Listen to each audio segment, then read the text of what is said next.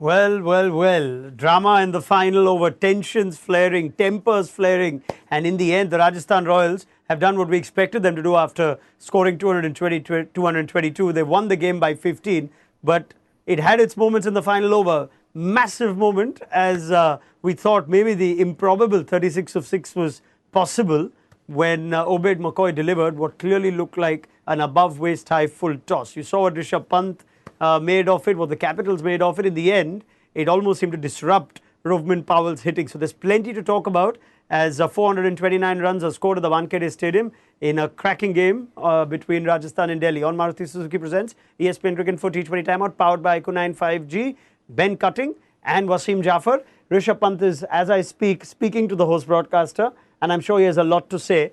But I have to go to the big moment straight away. Forget the result and everything else, Wasim.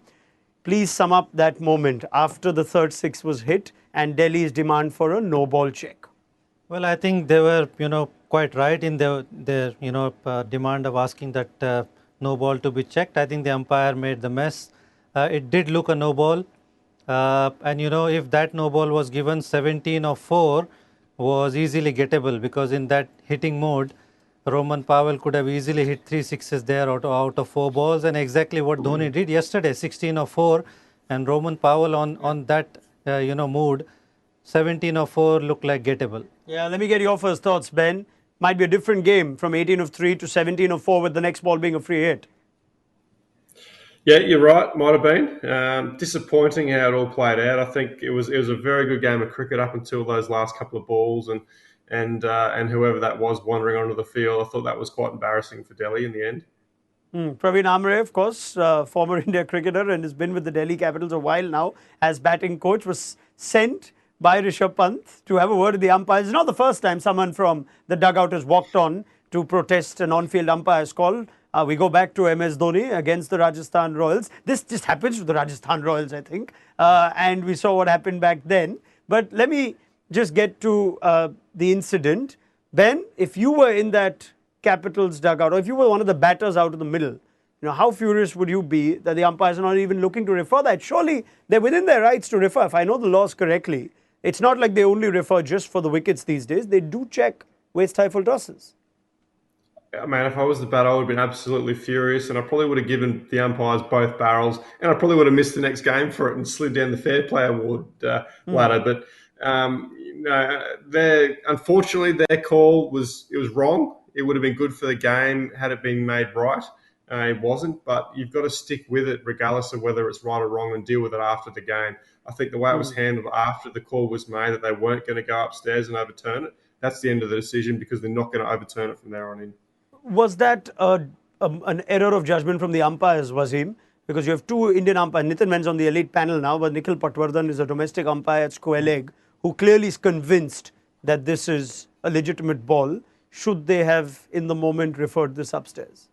Yeah, I think it's understandable that they made a mistake. But when you've got technology, you can always refer it back to the third umpire, especially when the game's on the line and you've got technology to make use of it, then why not? That was very surprising.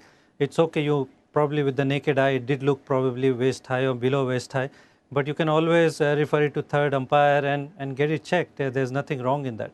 Okay, let's get a reaction on what we saw of Rishabh Pant though. Would you excuse that for heat of the moment and the stakes, or do you believe that is way out of line?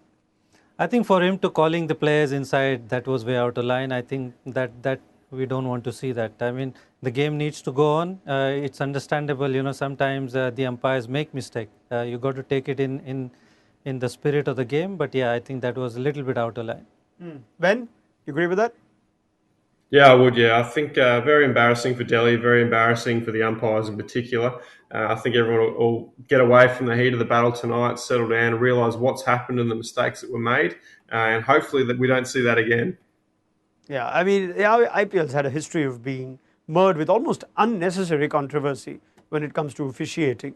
And you think now that the net has been spread wider in terms of what the TV umpire can intervene for, that was a moment that could have just been clarified in a second. It could have also led to a second, could have a superseding effect, because Obed McCoy had already bowled a waist-high full toss. So there's a chance he could have even been called off the attack. I don't know if that would have been beneficial to Delhi or to Rajasthan, but maybe they would have had to go to a part-timer with everyone else having bowled 4 overs. So it was a big moment in the game. It could cost them 2 points for the playoffs. Definitely. I mean, with the kind of season Delhi having, with the COVID hitting their camp, Warner missing, and now Ricky Ponting is not there. The players getting COVID, and they're still fighting. I mean, I wonder if they could have gone for the DRS. I mean, I wonder if that could have happened. They could have gone for the DRS, lost a DRS. Maybe the third umpire might have. You can't review a non-wicket. So yeah, so I mean that was the only thing. I mean, if he had bowled the second ball above waist high, Riyan Parag probably is the only one who would have bowled. And what chances does he have to restrict 17 or 4? Yeah, so, with an eminent I feel free hit. Sympathize with Delhi Capitals. Yeah, actually. you got to extend some sympathy for them. Of course, we condemn the actions of calling the players off. I don't know if anybody would support that. There are many ways to show your protest, but perhaps calling the players off went a bit too far, as Ben Cutting and Wasim Jaffer have already pointed out. Not sure what Praveen Amre was trying to achieve, though. I can understand, I can't appreciate, but I can certainly understand if the captain walks on. We've seen MS Dhoni do that in a fit of emotion. But what's the batting coach doing? I mean, they all they wanted, from the reaction we got, that they wanted the umpires to check upstairs. That's probably what Praveen went to probably speak to the umpires, but they were obviously against it, which was very surprising. Because you can make a mistake, but there is third umpire to help you. Would you at all sympathize with the umpires in this situation, that they're human and they make mistakes, Ben? Or no, at this day and age with the stakes and how high the stakes are, that was poor and perhaps even stubborn of the umpires to not go upstairs? I think very stubborn. I feel like they just dug their heels in. The more that the more the team that went at them to go upstairs, the more they dug their heels in.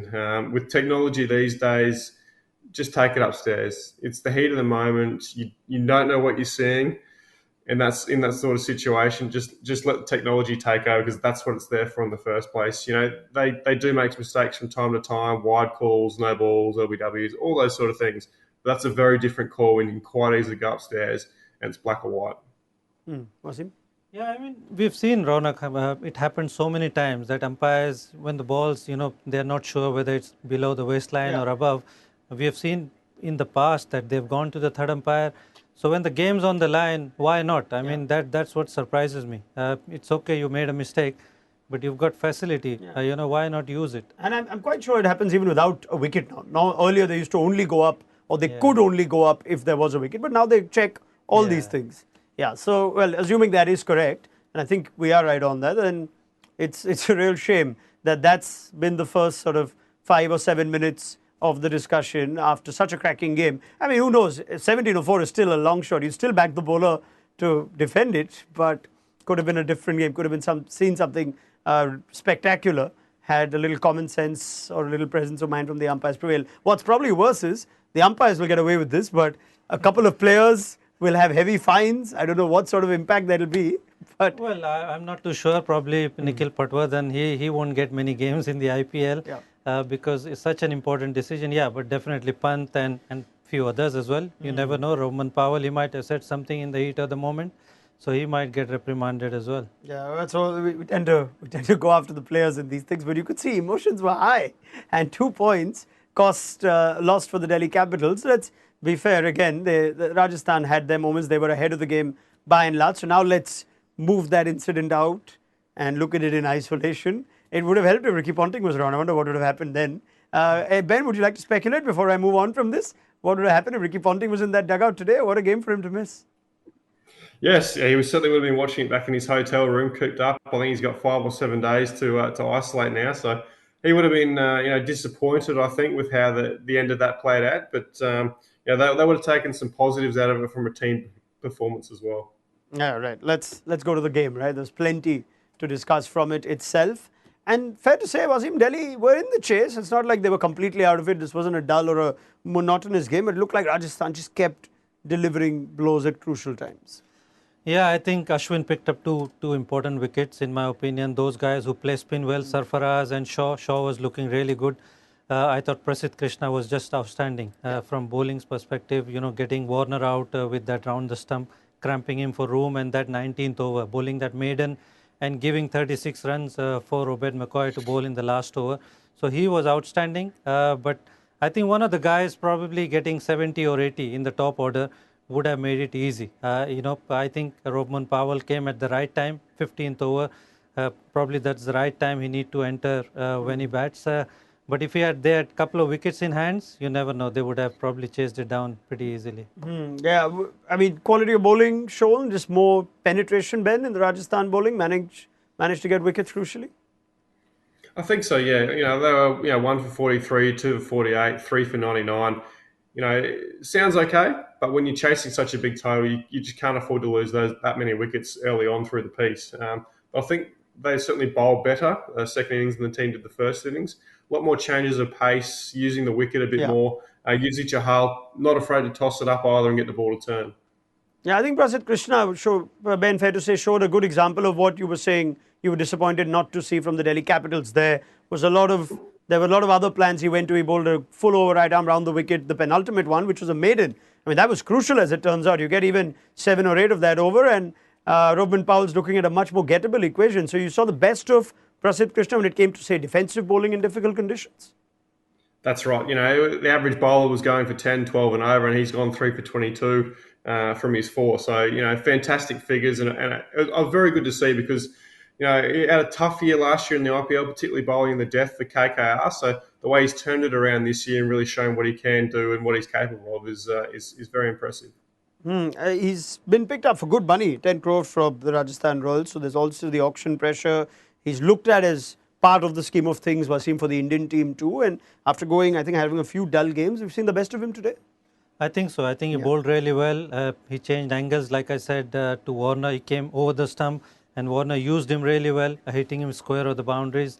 But then he came round the wicket. That was a very big wicket. Having Warner out at that stage was very, very crucial because he could have taken it deep, and it would have made it easy for Delhi Capitals. So yeah, I think Prasidh Krishna has been outstanding, and the wickets probably take in the power play that separates him, and that pace and bounce that he generates, make him stand out. Roman Powell hadn't had a run in this going into this game. Ben, God knows what would have happened if they would have had Mitch Marsh fit and available, and what they would have done to the composition of this team. But now that he's had this innings, I wonder if that changes how Delhi look at him going forward. I think it does, yeah. Obviously, if Mitch Marsh comes back, it throws a problem up for them, but it's a good problem to have the way he hit them tonight. But that scenario suited him to a T. Doesn't need to face too many balls, can come out and play his natural game, and just is very clear in his approach and his playing that all he needs to do is clear the ropes. I think that works perfectly for him. Yeah, I mean, they still played the 3 overseas, so Mitch Marsh could take up a Sarfaraz's spot or someone else if they'd like. But Powell, we're seeing why Delhi maybe kept faith in him. Yeah, I feel happy for him because he didn't have the best of the IPL yet, didn't get to bowl. Somebody who's playing international cricket as a batsman to be sent even after Shardul Thakur sometimes can be demoralizing. But I think he made use of that opportunity and he showed his power, and it's good for him. I think going forward, Delhi will feel much better when he is at the death overs. And I think 15, 16 overs is probably the right time for him. They made a mistake by sending him number 3 at one stage, because facing the spinners is not his strongest point. So I feel him coming at number 16 or probably 15 overs suits him perfectly because he's got power, he can clear the ropes, and Mitch Marsh at 3 will solve a lot of problems with Shaw and Warner going strong at the top.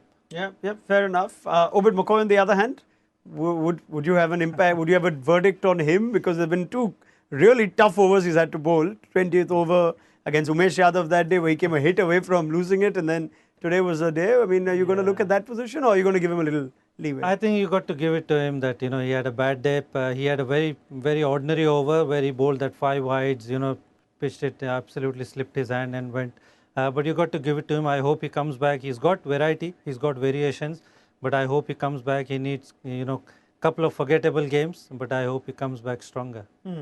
Is it fair to say though that, Ben, that Rajasthan are showing the template of how to react when losing tosses? I mean, Josh Butler's in the form of his life, but they are virtually out-batting teams, even teams that are in the chase, that are coming close, like KKR last time, like Delhi today. They're just out-batting them.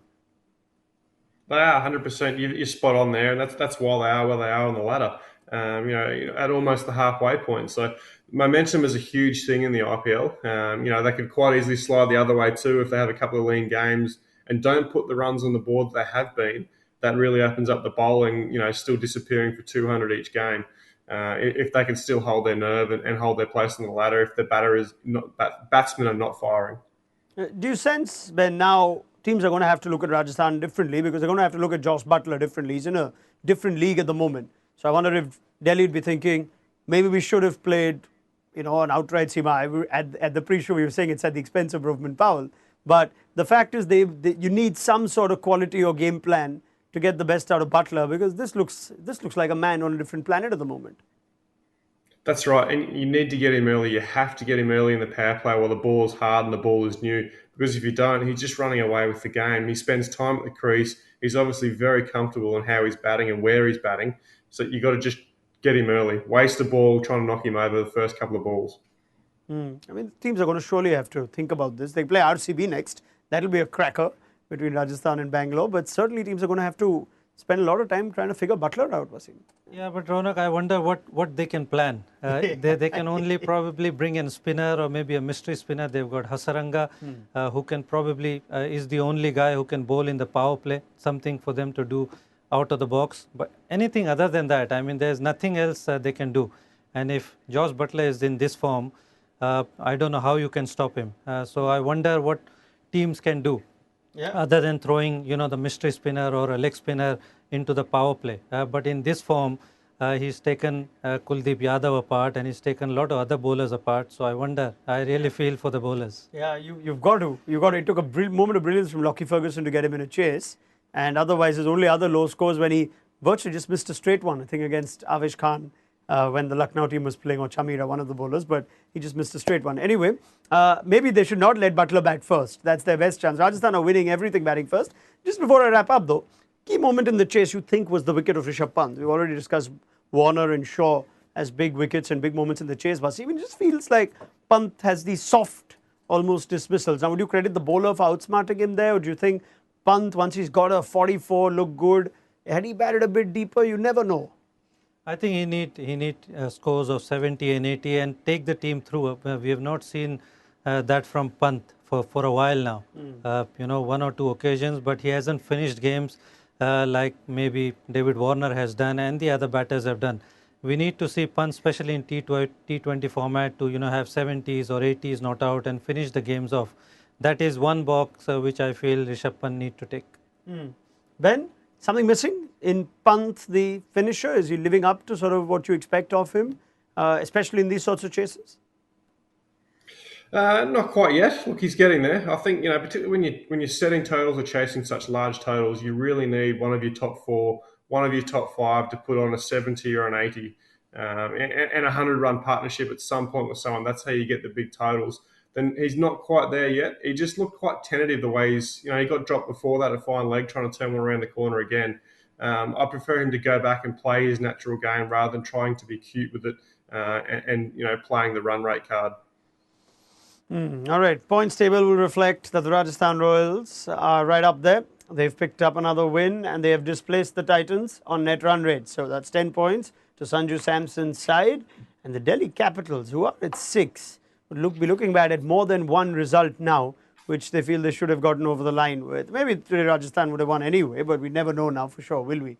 Could have been a different game had we had perhaps a slightly more efficient moment of officiating. Let's go to the Maruti Suzuki Driving School poll of the day, shall we? We asked you who will win the Player of the Match award in today's game between Delhi and Rajasthan, and 42% of you were absolutely right. Josh Butler, that's an easy one. It's a sitter, it's a dolly now, if we ever ask you that before a Rajasthan game. Head over to the Maruti Suzuki Driving School poll of the day every day on our social platforms if you want to get involved. Big thank you to Ben Cutting. We'll see him again very soon. Always good having his time and thoughts. And a big thank you to Wasim Jaffer. We'll see him very soon on our network. But I think that's it for the IPL. But you never know. We'll probably see you again soon, Wasim. Sooner than you can imagine. Fingers crossed. Yes. And we've thoroughly enjoyed Wasim's company. And it won't be long before we see him again on ESPN Cricket Info. Do join us tomorrow. Big double header. Gujarat KKR kicks us off in the afternoon. And then tomorrow evening, it's a good one as well. Bangalore and Sunrisers have some momentum going for them. So we'll see you then just after 3 o'clock in the afternoon in India for Maruti Suzuki presents ESPN Cricket Info T20 Timeout powered by Q95G.